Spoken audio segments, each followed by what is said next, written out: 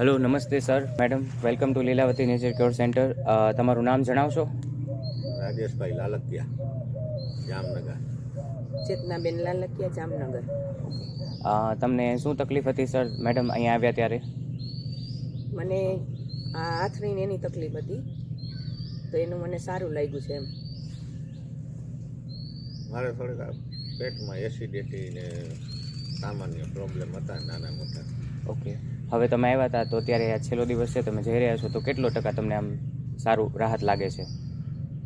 અત્યારે તો 100% જે પ્રોબ્લેમ હતા સોલ્વ થઈ ગયા છે મેડમ, તમને? 5 દિવસમાં જ. મને 80% લાગે છે સારું. ઓકે, સરસ. તમે આ જઈ રહ્યા છો, બીજા લોકો મળશે તમને, એને શું સંદેશો આપશો તમે?